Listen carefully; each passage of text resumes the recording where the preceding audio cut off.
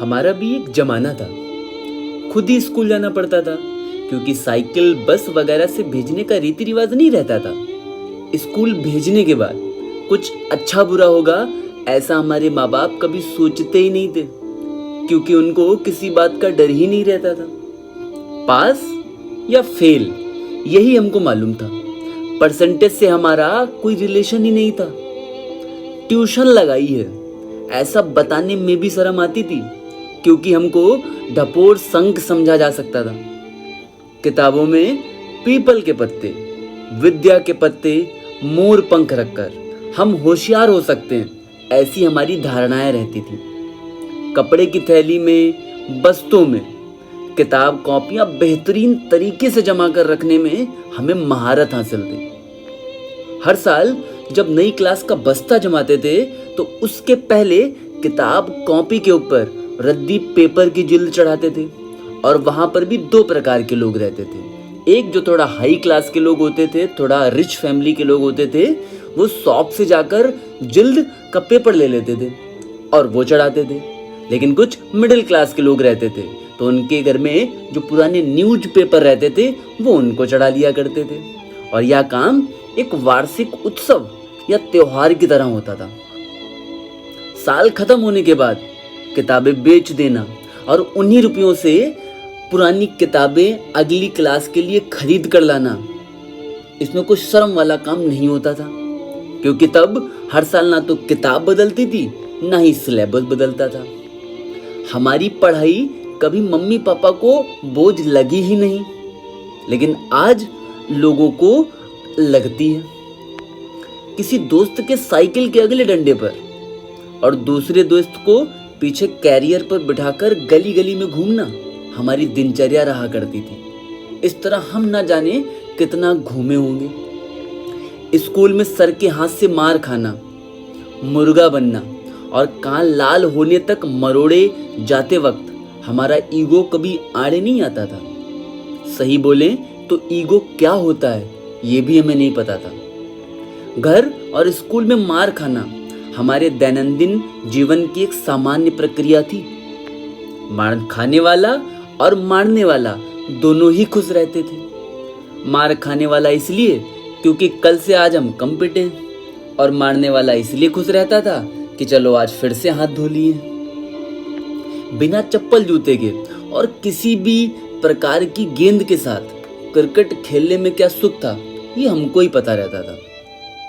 हमने pocket money कभी मांगी ही नहीं और पिताजी ने कभी दी भी नहीं, इसलिए हमारी जो आवश्यकताएं रहती थी छोटी छोटी ही रहती थी। इसलिए साल में हम लोग कभी कभार जब बिंगो टेढ़े मेढ़े कोल्ड ड्रिंक वगैरह पी लिया करते थे तो बहुत अंदर से खुशी महसूस होती थी।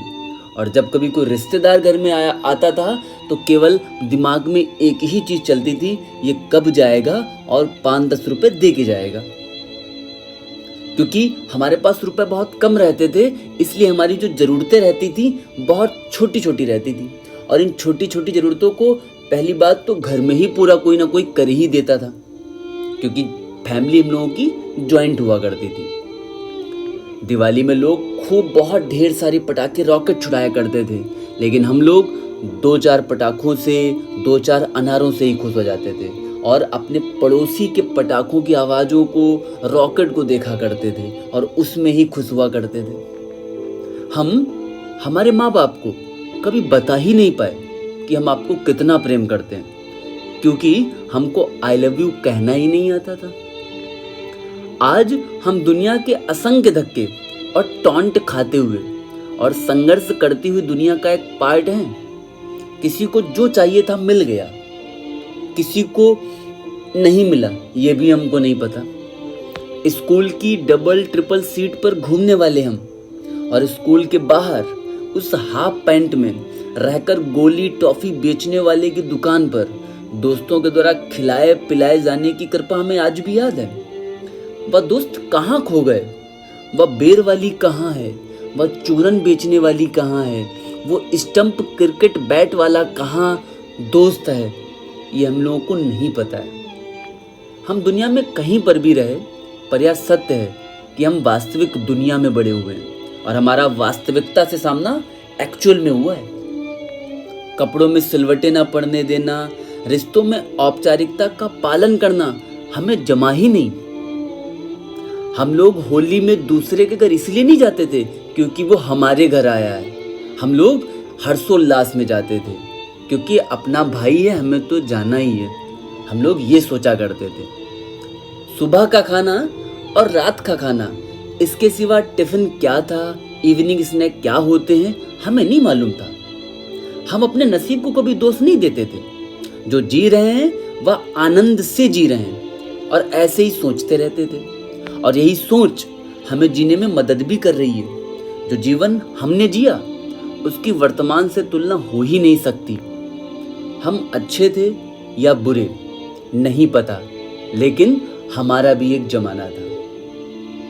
धन्यवाद।